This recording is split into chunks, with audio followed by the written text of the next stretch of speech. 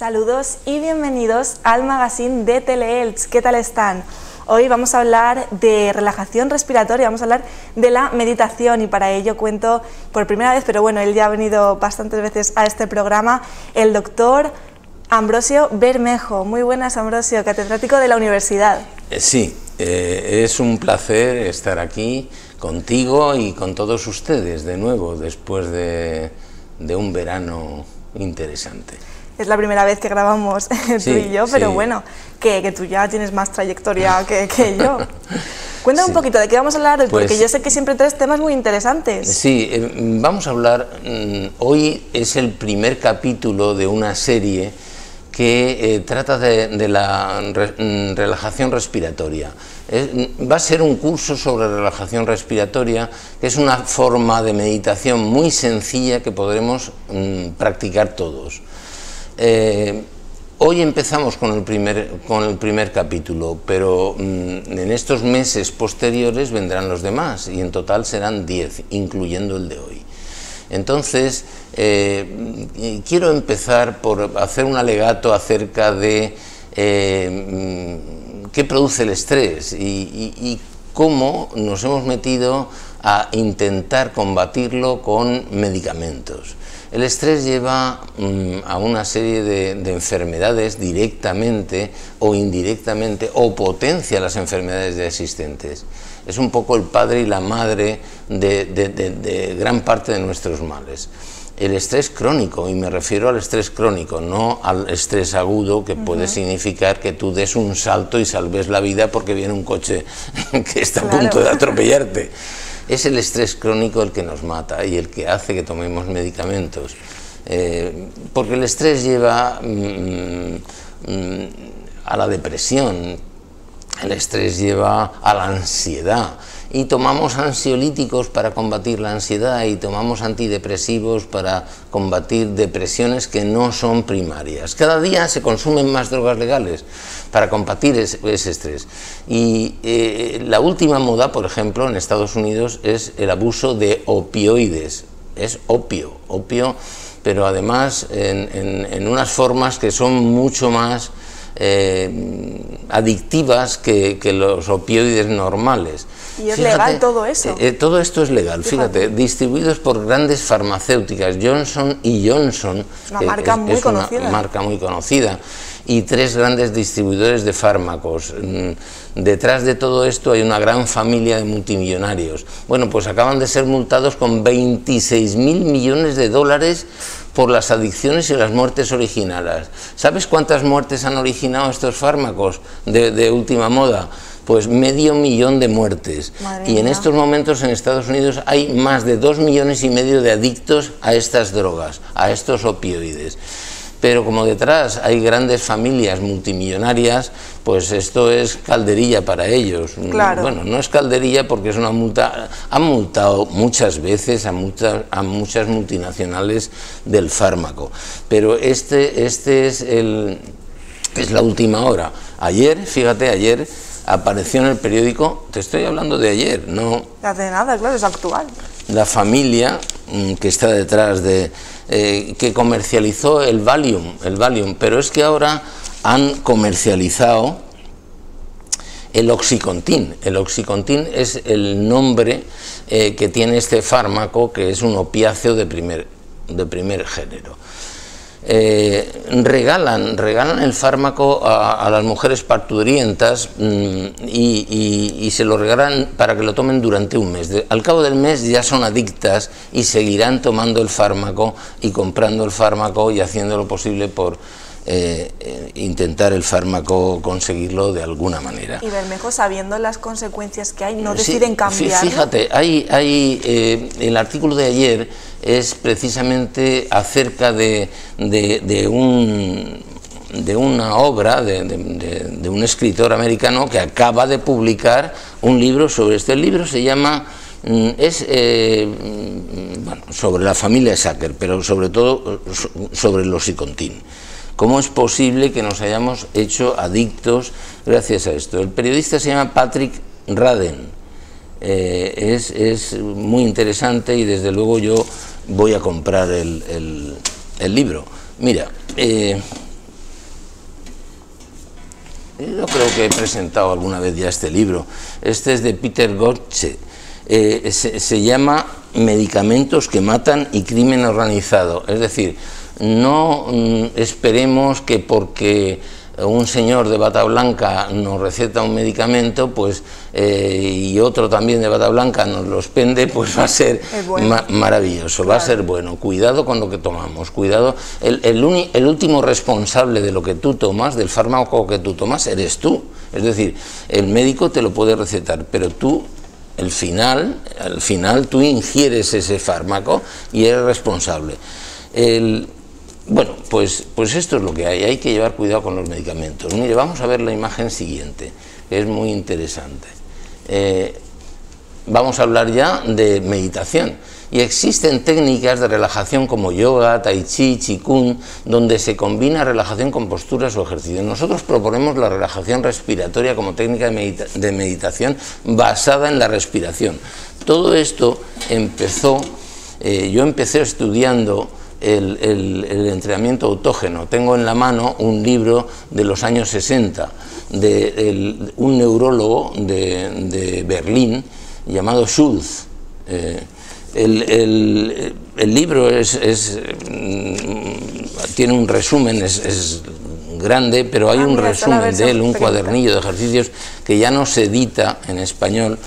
Pero este libro de los años 60, pues está publicado, concretamente está publicado en el año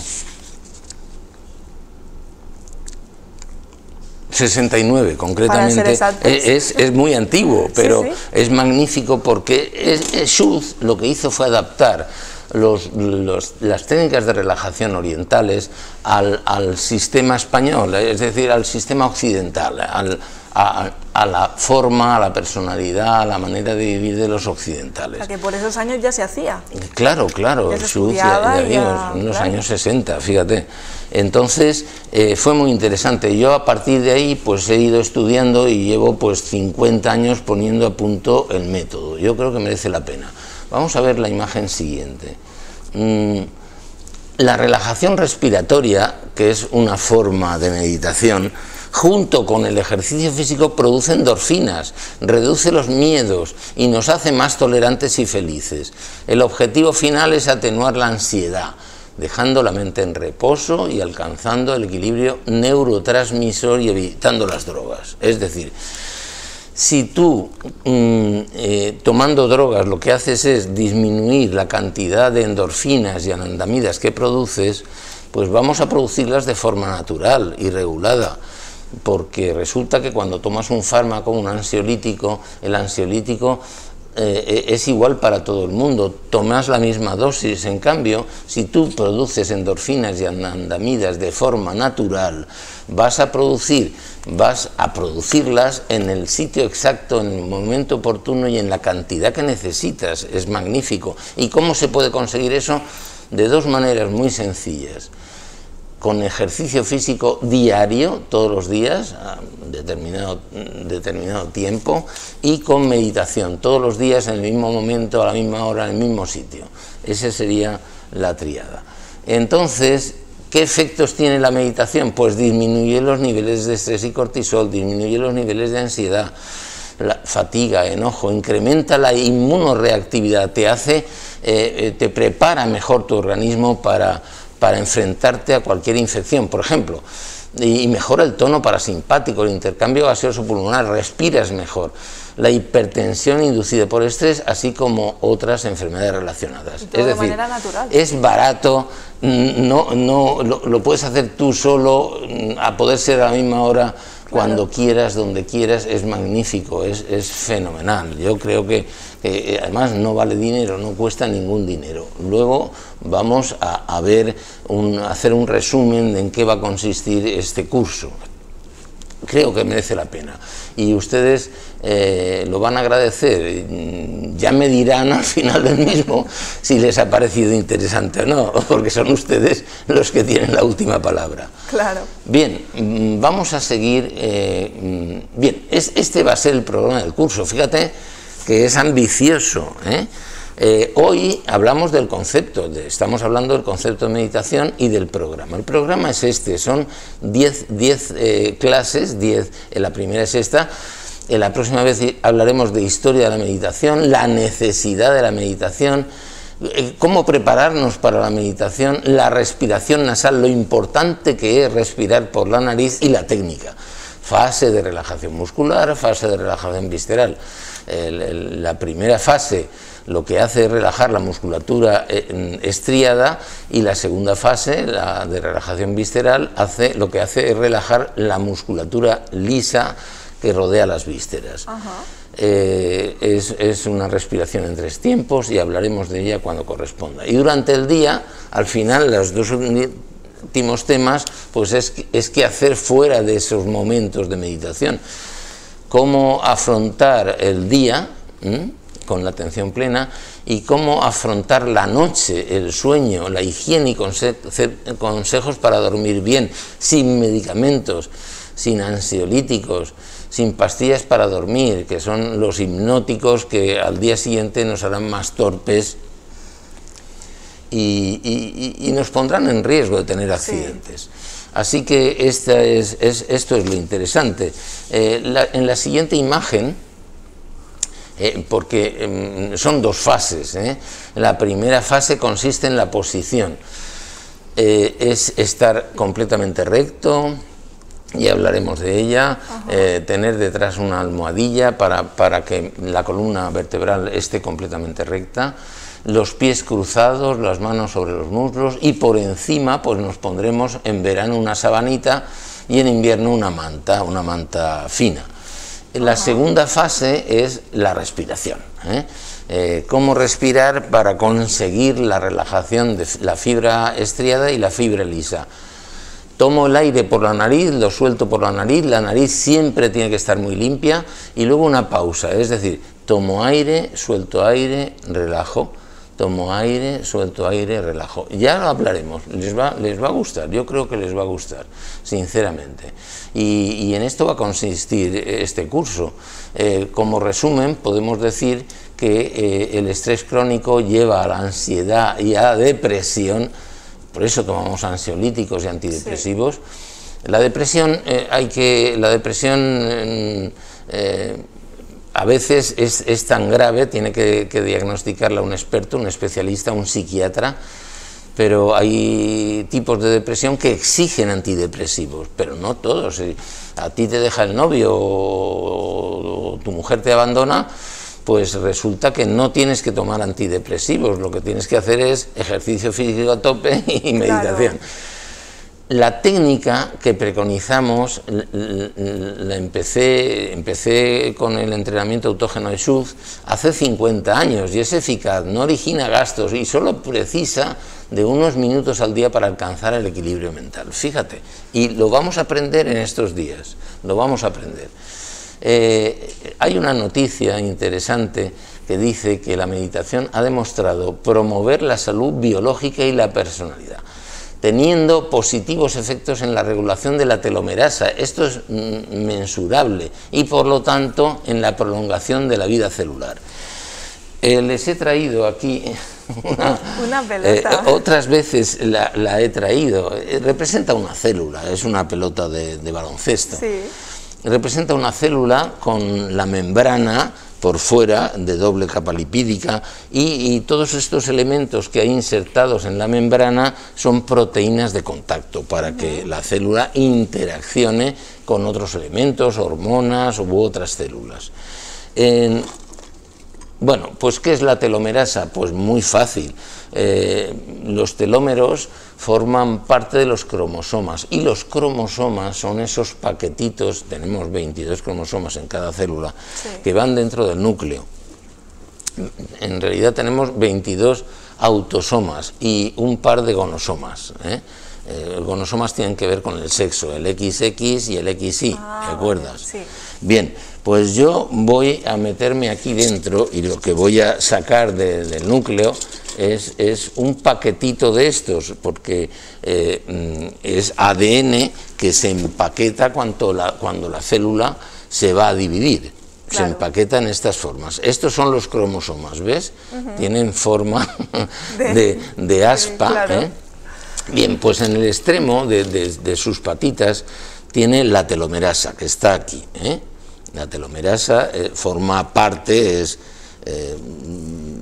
son los telómeros. En realidad la telomerasa lo que hace es promover que esos telómeros se conserven bien, porque cada vez que se divide la célula, el telómero se acorta, y cuando se acorta y cuando termina totalmente de existir el telómero que protege el ADN de la célula, pues entonces la célula muere. Entonces lo que está demostrado que produce la meditación es una estabilización de estos telómeros. Que no se parta. Que se van a perder siempre, pero se van a perder más rápidamente o menos rápidamente. Lo que hace la meditación y el ejercicio físico es actuar sobre esos telómeros y estabilizarlos, lo cual quiere decir que la vida de la célula se va a prolongar más tiempo. Claro. Por lo tanto, es algo mensurable, no es algo, parece que me encuentro mejor, no. Esto se ha estudiado científicamente y sabemos que la meditación, porque se han medido esos telómeros, la meditación estabiliza la telomerasa y hace que los telómeros se pierdan a menos velocidad, ¿entendido? Porque cuando terminan de perderse del todo, la célula muere y se renueva por otra, pero ¿vamos a prolongar la vida? No lo sabemos si vamos a prolongar la vida, probablemente sí, la meditación más el ejercicio físico. Esto es lo que yo quería decir hoy, para mentalizarnos y para prepararnos a ese curso que espero que les resulte interesante. Y si ustedes ven que no es interesante, llámenme, llamen a la emisora y digan, por favor, no queremos más, doctor Bermejo, y cambiaremos de tema. Pero yo creo que vamos a poder tomar menos medicamentos, sí. Porque fíjense, hay otra cosa muy interesante, y es, yo les he traído aquí el recorte del periódico de ayer.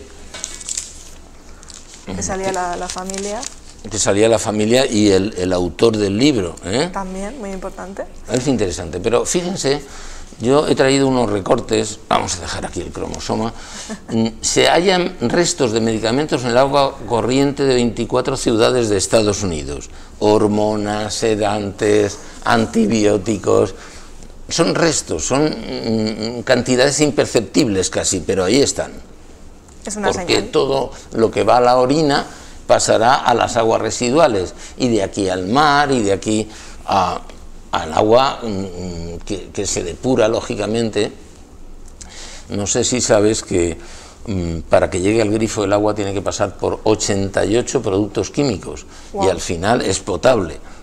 Wow. Pero además de esos 88 productos químicos, hay hormonas, sedantes y antibióticos que en pequeñas cantidades ahí aparece. Dice otro artículo interesante, el 40% de los pacientes ancianos toma más de 7 fármacos diferentes, cuando en realidad los médicos tenemos que aprender a deprescribir, que es, a cierta edad lo que hay que hacer es deprescribir, quitar medicamentos, sí. No poner más medicamentos. Está muy normalizado. El 40% de los pacientes ancianos toman más de 7 fármacos diferentes. Pero fíjate, es que el problema es interesante, porque las benzodiazepinas, que son los ansiolíticos, el Valium, esta familia que ahora ha comercializado el Oxycontin, comercializó el Valium en su momento, hace unos años. Son millonarios.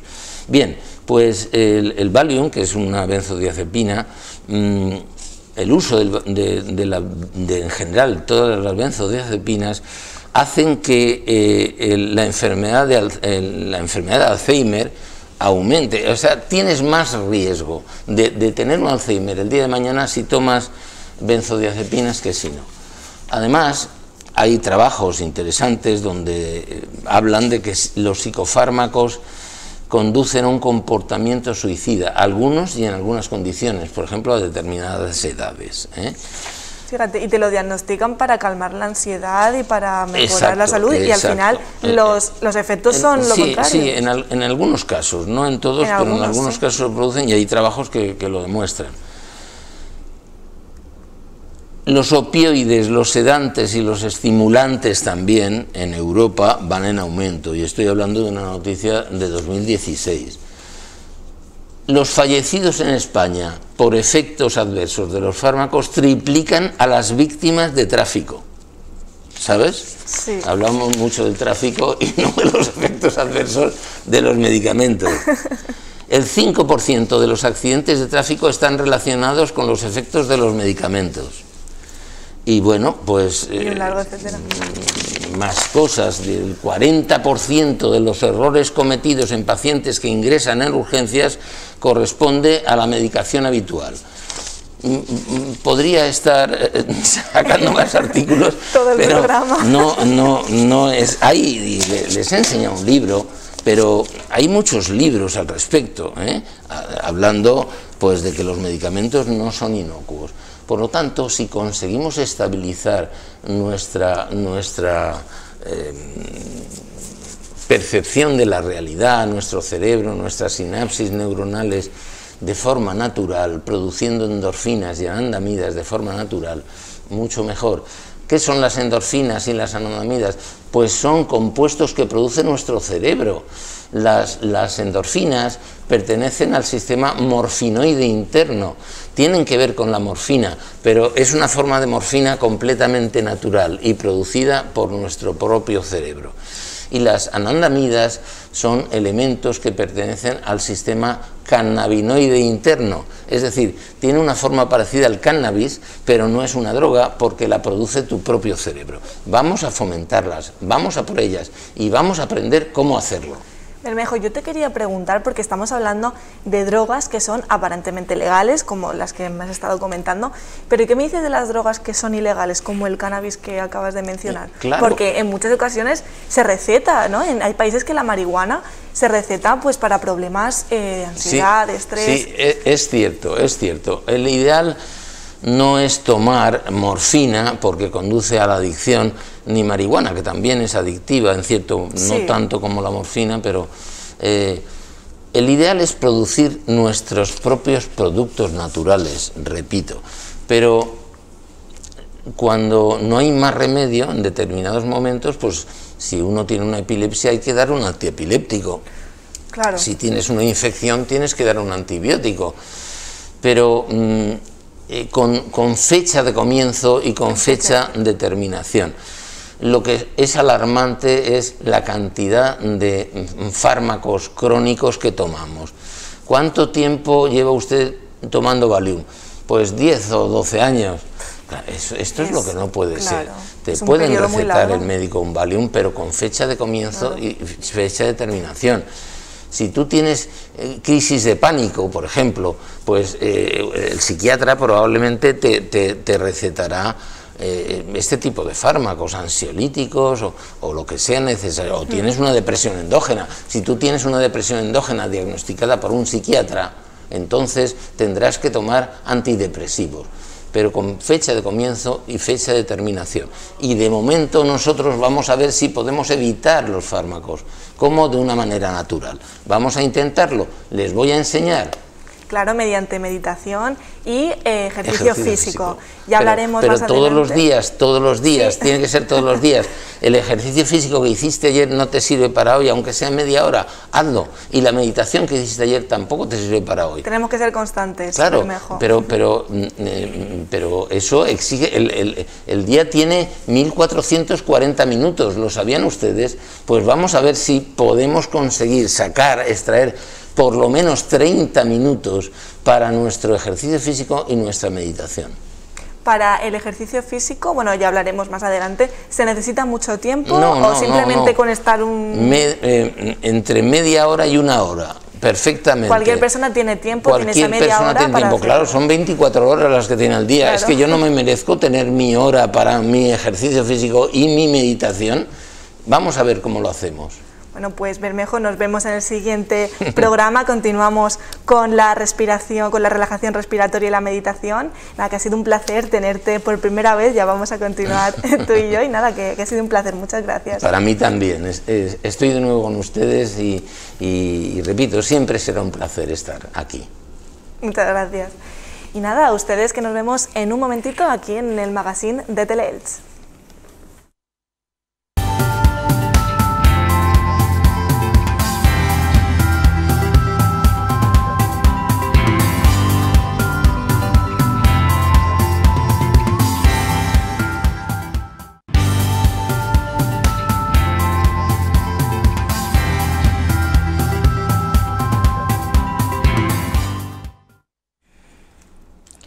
Continuamos en Día a Día y para terminar el programa de hoy lo hemos querido hacer recordando nuestras raíces, nuestra familia. En definitiva, recordando pues nuestra ciudad, que es Elche, y es que el próximo 13 de octubre, el miércoles, falta muy poquito, se van a entregar los premios de la segunda edición del concurso de fotografía familiar. Para ello me encuentro con Miguel Ors, él es director de la Cátedra Pedro Ibarra. Muy buenas, Miguel. Hola, encantado de estar aquí. El concurso se presentó en marzo, y un concurso Sí. eso que busca indagar en la historia de las familias de Elche. Sí, vamos, está en la línea de lo que hacemos tanto en la Cátedra Pedro Ibarra como en una asociación creada recientemente, que ya era hora de que la creáramos, que es una asociación que reúne al profesorado de historia de esta ciudad, ¿no? Profesoras y profesores que hemos intentado hacer un esfuerzo común. La asociación se llama María Teresa Vega, que por cierto es una profesora de historia de los años 40 en Elche, que encandilaba a sus estudiantes, ¿no? Por eso hemos querido recuperar su nombre, ¿no? Entonces el concurso tiene que ver tanto con la Cátedra Pedro Ibarra como con la Asociación de Historia María Teresa Vega, porque necesitábamos la implicación del profesorado para que animaran a los chavales, no buscando fotografías de Elche, sino buscando las mejores fotografías de nuestros estudiantes. Es decir, también nos caben fotos de cualquier lugar de España o de fuera de España, porque se trataba de que los chavales miraran los mejores documentos gráficos que tenían en el álbum familiar, ¿no? Sus propias fotografías. Sus propias fotografías, con la ayuda de los padres o de los abuelos, y que además esas fotos estuvieran bien identificadas, tuvieran un buen pie, ¿no? Es decir, que explicaran, porque a veces las fotografías necesitan de un pie, como bien sabes como periodista, sí. Porque a veces nosotros hay fotografías que les llamamos mudas, ¿no? Porque hay una fábrica, pero no sabes si es antes de la guerra, después de la guerra. No te contextualiza. Claro, entonces no tienes información suficiente, ¿no? Y entonces, gracias a la implicación del profesorado de historia, pues hemos conseguido que participen ya, a pesar de la pandemia, que lo ha puesto muy complicado, a veces porque no teníamos una actividad docente normal y corriente, pero bueno, de hecho los premios que vamos a conceder precisamente en la UNED el próximo miércoles por la tarde a las 6, pues por ejemplo tenemos premiados, hay una estudiante del Newton, hay estudiantes premiados del Instituto Misteri d'Elx, del Instituto Pedro Ibarra, del Instituto de la Torreta, del Instituto de la Asunción. Hay también un colegio al que le hemos dado un premio que lo concede la Concejalía de Cultura. Estamos muy agradecidos tanto a la Concejalía de Educación, quiero decir, y al Aljub, porque el Aljub también patrocina algunos de los premios. Por ejemplo, el Aljub hace una cosa muy interesante, que es poner las fotos en su página web, y concede un premio a la fotografía más votada, que por cierto esa no sabemos todavía, lo sabremos el miércoles, porque el plazo terminaba precisamente mañana 12 de octubre, ¿no? Y vamos, queremos cada año, es la segunda convocatoria que hacemos, el año que viene ya este curso en el que hemos iniciado, con un año ya normal y corriente, pues pretendemos llegar a muchos más estudiantes y a muchos más centros, ¿no? Con la ayuda del profesorado de historia, ¿no? Entonces este año la participación ha sido todavía limitada, pues creo que hemos conseguido unas 80-90 fotografías, y han participado pues de 5, 6, 7 centros, pues yo creo que entre 25 o 30 estudiantes, ¿no? Es poquito todavía. Sí, pero destacar que el concurso iba para estudiantes. Claro, no solo joven. Para estudiantes, claro. De manera que lo que pasa es que sí nos ha llamado la atención, es decir, nos hubiera gustado una mayor participación, pero sí que nos ha llamado la atención la calidad del material que hemos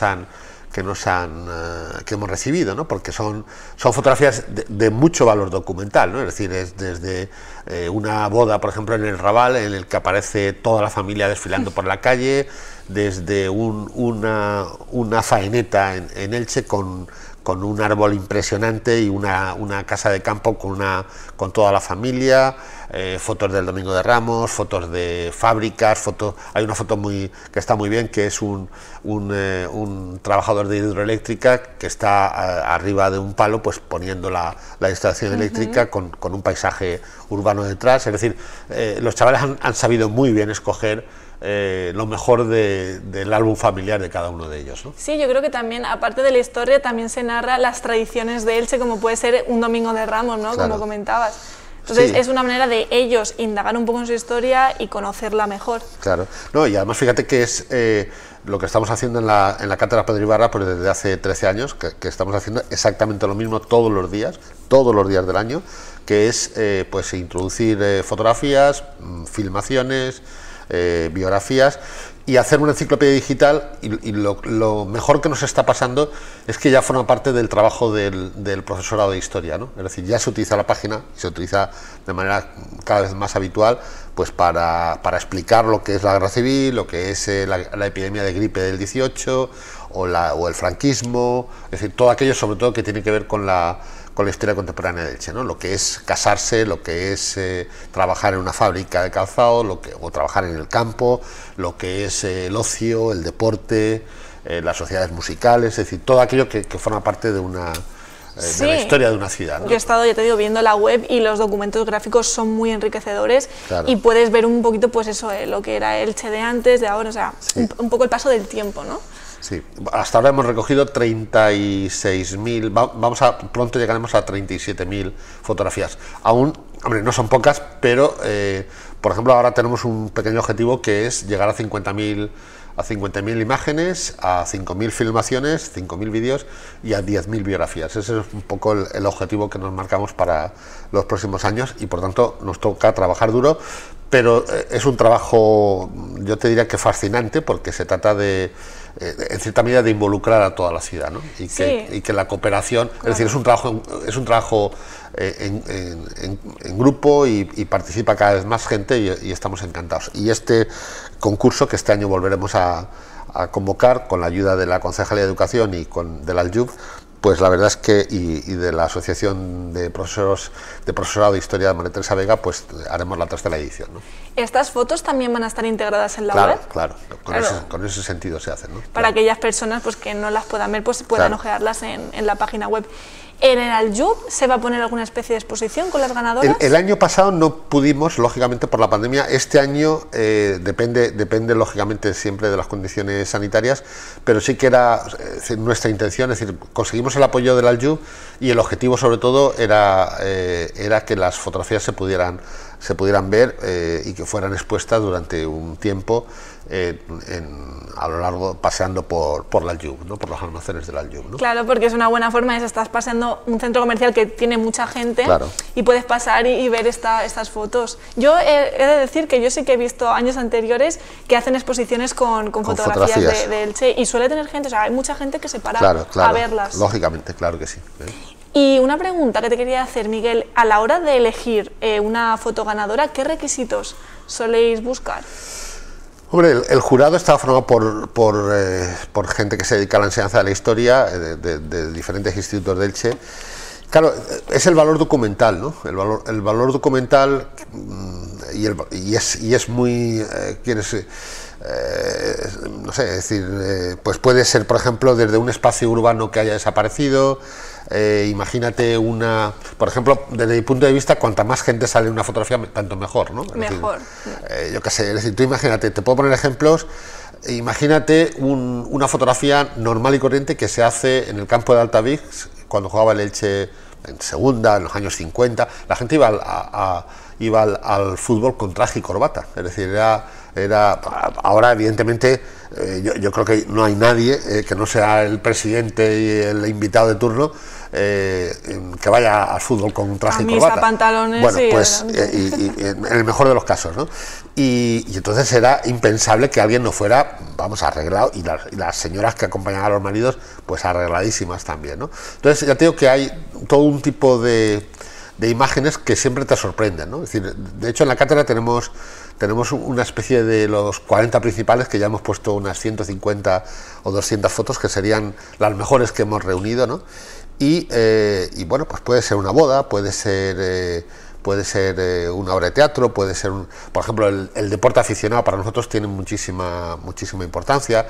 Mira, yo quiero recordar a un fotógrafo que en Elche cualquier persona mayor lo conoce, que se llamaba Formigó, ¿no? Es decir, su nombre artístico era Formigó, ¿no? Sí. A un señor alto, flaco, enjuto, que además se ponía a hacer fotos en el puente de Canalejas, ¿no? Bueno, yo no sé si hemos visto 2.000 o 3.000 o 4.000 fotos de personas que se dejan fotografiar por Formigó en el puente de Canalejas, que era casi, es lo mismo que la fotografía del parque municipal, cuando alguien de pequeño o de pequeña, pues lo llevan al parque y le sientan en el burrito ese que hay en el centro del parque y te haces una foto. Incluso luego los fotógrafos fueron cambiando de decorado. Hay fotos muy divertidas de una especie de como si fuera de los Beatles en una especie de cartón. Entonces la gente ponía sus caras y aparecían pues con las guitarras y todo esto, ¿no? Entonces ya te digo que hay lugares, por ejemplo, en el caso de la fotografía, a nosotros nos gusta mucho más. Se diría que los fotógrafos no salen del centro histórico de Elche, ¿no? Es decir, no se fotografía la pobreza, se fotografía el Domingo de Ramos, se fotografía, y de hecho parecería como si las fotos no salieran de ese cuadradito del centro de la ciudad, ¿no? Y por eso pues encontrar fotos a lo mejor de la gente que vive en el Cuartel Viejo, que es donde está radicada la pobreza incluso en la segunda mitad del siglo todavía, pues a veces es más difícil de encontrar, ¿no? Y bueno, también yo creo, por ejemplo, una boda que me decías, no es lo mismo una boda antes que una boda ahora, ¿no? Entonces también eso es diferente y también nutre. De bodas, que yo no sé también si tenemos, no sé si hay 2.000, porque hay bodas de principios del siglo y de anteayer, ¿no? Las de anteayer me llaman la atención más que a veces las de principios del siglo, cuando la gente se casa y te monta una fiesta motera o cosas de estas que te llaman mucho la atención, pero claro, por ejemplo, las bodas son una manera de ver la evolución de la ciudad, los zapatos, los vestidos, los trajes. A veces los lugares, hay gente que se va a Madrid a hacerse una foto para obtener mayor pompa, ¿no? Y luego hay gente que se hace una foto pues delante casi de no digo de un vertedero de basura, pero casi, ¿no? Que dice, joder, qué poco cuidado, ¿no? Es decir, te vistes de novio y de novia y detrás, pues no sé, búscate un sitio que sea más o menos agradable, no un lugar donde haya escombros, por ejemplo, ¿no? Que también las hemos visto, ¿no? Es decir, los cambios en los trajes. Fíjate que a veces las fotos, por ejemplo, las fotos de la infancia, ¿no? Que tenemos una sección que es infancia, pues claro, es decir, ver la evolución de los niños y de las niñas, como el luto, por ejemplo. El luto aparece una y otra vez, el luto en los niños muy pequeños todavía, ¿no? Mira, por ejemplo, esta foto, que es de los años 30, de 5 hermanitas, es decir, claro, es una preciosidad la foto, ¿no? Sí, con el pelo más o menos todas sí, igual, sí, claro, y claro, el mismo corte, el mismo tipo de vestidos y tal. Este es el tipo de fotografía que además tiene incluso un valor, no solamente un valor documental, sino un valor también artístico y un valor sociológico, ¿no? Lógicamente, ¿no? Y cultural también, porque claro, es que no es una manera pues de contar la historia. Y bueno, habíamos mencionado bodas, celebraciones, gastronomía también. ¿Podemos ver la comida que se solía hacer antes y la de ahora? Gastronomía no sale muy... El otro día alguien que está dedicado al estudio de la gastronomía, en estos momentos me preguntó lo mismo, y es algo bastante reciente. Es decir, por ejemplo, hemos visto, hombre, claro que hay fotos donde la gente está comiendo, que no se sabe lo que está comiendo porque tampoco da muchos detalles. Claro. Por ejemplo, estoy pensando en las fotos de las barracas, ¿no? Las barracas son los 3 o 4 días que la gente se va a Santa Pola y monta su barraca, finales de julio, efectivamente. Y claro, es un lugar para pasárselo bien, para beber, para comer y disfrutar de los pocos días de vacaciones que tenía la gente entonces, ¿no? Pero, por ejemplo, no nos hemos encontrado a lo largo del siglo XX, salvo ya en nuestro tiempo, certámenes gastronómicos o que la gastronomía local en cierta medida se intentara vender o se intentara buscar un lugar donde apareciera una vez al año o algo así. No es un fenómeno bastante reciente, me parece a mí, ¿eh? Y bueno, Miguel, yo te quería preguntar ya para ir terminando la entrevista, tú verás un montón de fotos en la cátedra, pero ¿cuáles son las que más te gustan, las que a ti más te remueven? ¿Qué tipo de fotografías son? Hombre, me gustan las fotos documentadas, claro, porque la verdad es que me lamento muchísimo que a veces te encuentras con una maravilla de fotografía y no puedo decir nada, por lo menos nada seguro, ¿no? No la entiendes. Es decir, la puedo entender, pero no sé si es antes o después de la guerra. Tengo que pensar que es Elche, por ejemplo, imagínate, a veces me encuentro una fotografía preciosa de los 50 o 60 trabajadores de una fábrica que posan en la entrada de la fábrica, ¿no? Los cuentas, ¿no? Ves los niños, ves las mujeres, ves los hombres, ves a veces también al propio dueño, ¿no? A veces, por ejemplo, bueno, tienes la seguridad de que es de Elche por la señora o el señor que te ha dejado la foto, porque incluso te dice la calle, porque a veces aparece el letrero de la fábrica, pero hay un trabajo siempre de documentación. Mira, esta mañana, por ejemplo, he estado en el archivo, he visto una colección, voy todas las semanas al archivo a ver fotografías y a ver papeles. He visto, por ejemplo, la visita del entonces príncipe Juan Carlos, en el año 65 viene a Elche y lo llevan al parque. ¿El huerto del cura puede ser? El huerto del cura, en las fotos que he visto no, lo llevan al parque municipal, lo llevan a ver alguna fábrica, viene además con un general que luego se hizo famoso por golpista, que es el general Armada, que era su ayudante de militar, y el alcalde era Luis Chorro en ese momento, era un maestro, Luis Chorro, el entonces alcalde de Elche, ¿no? Y a veces te llama la atención porque, primero, los fotógrafos deberían reivindicar más su trabajo y hay que poner siempre detrás de la fotografía de quién es el autor, porque a veces nos molesta no poner la autoría o equivocarte y lo más fácil es poner el nombre, ¿no? La segunda cosa que tendrían que hacer los fotógrafos es poner siempre la fecha detrás, ¿no? Es decir, porque en el caso de las fotografías que te estoy diciendo que he visto hoy son del 65, creo que era el mes, lo ponía junio, pero bueno, a veces no hay ni fecha, ni año, ni fotógrafo, ni nada por el estilo, ¿no? Claro. Y por ejemplo, hay un montón de... Claro, fíjate que conforme pasa el tiempo, cuanto más tiempo pasa, más difícil es identificar, ¿no? Es decir, yo a veces utilizo el truco, tengo personas mayores que conozco, que conocen muy bien la ciudad y les hago una foto les mando por el móvil la fotografía y muchas veces se identifican, otras no, porque depende de la importancia o de la fama del señor o de la señora que vino, pues se localiza o no se localiza, ¿no? Sí que es verdad que a veces, por ejemplo, utilizamos las redes sociales. Por cierto, nos echaron de Twitter, no sé si por pesados, sí, claro, porque, hombre, pues por ejemplo, si piensas que son 36.000 fotografías, 10.000 biografías o 5.000 o 3.000 y pico, 3.500 filmaciones que llevamos hasta ahora, si cada uno de ellos se convierte en un tweet, pues éramos probablemente los más pesados del mercado. ¿Y eso es motivo para que te echen? Nos echaron. La universidad intervino, y pidió una explicación. No nos dieron tampoco la explicación, pero habitualmente sí que estamos en Facebook y nos ayuda muchísimo. Sí, vamos, yo es que pongo un equipo del Elche y que no conozco a dos y con media hora que pase a veces también te vuelve loco. Por ejemplo, mira, a mí nos pasa una cosa muy divertida. Si yo pongo una foto de una calle y me equivoco, me cae el diluvio universal, ¿no? Y además no pasa ni media hora, ¿no? Que no es esta calle. Ya te llegan los comentarios. Claro, me llegan los comentarios enseguida. Pero es que a veces también te vuelven loco porque no te dicen qué calle, sino te dicen 6 calles diferentes, ¿no? Es decir, hay gente que ve una calle. ¿Y cuál es? ¿En qué quedamos? Y al final pues dice, bueno, muchas gracias a todos y dejen ya de decirnos qué calle es porque no nos aclaramos, ¿no? Y Miguel, ¿no te has planteado Instagram? ¿Tenéis Instagram? Tenemos Instagram también. También muy importante porque es la red social de las fotos, por así decirlo. Yo, si te digo la verdad, yo entro, porque tampoco voy a estar todo el día con estas cosas, en Instagram lo llevan varias personas en la cátedra de vez en cuando, ¿no? Yo, por ejemplo, no he entrado nunca en Instagram, o he entrado 2 veces en mi vida, ya me ocupo de Facebook y ya tengo bastante, ¿no? Tienes, ¿no? Sí. Miguel, bueno, pues nada, que yo me quedo entonces que tu foto favorita es la que está bien documentada.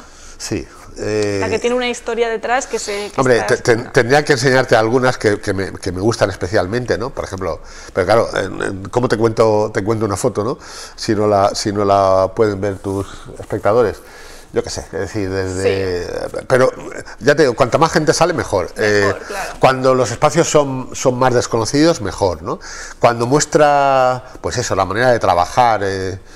Mira, te digo, por ejemplo, no te digo de las fotos, pero una de las biografías que más me gusta, y siempre hablo de esa fotografía, de esa biografía, es una señora, una ilicitana, que nació en Argel, que vive en Torrellano, que es ingeniera industrial y que trabaja limpiando escaleras, porque no le admitieron su título en este país. ¿Te gusta mucho esa biografía? Sí, y no me acuerdo cómo se llama, porque la señora tiene un nombre árabe, pero esa es una de las... Lo hizo una estudiante de periodismo y me encantó, ¿no? Es decir, ¿por qué? Pues porque al final...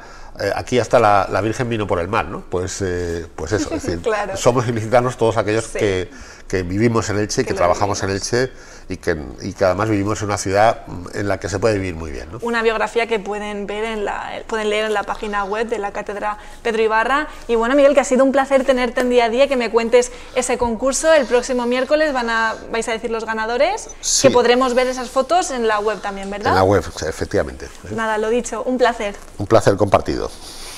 Y nada, ustedes, pues casi terminamos el programa de hoy hablando de Elche, sus raíces y de las fotografías que mejor lo pueden narrar. Nosotros iba a decir que nos vemos mañana, pero es que mañana es fiesta, entonces mañana un descansito que no viene mal. Y nosotros nos vemos, en este caso el miércoles, a la misma hora en Día a Día en Tele Elche.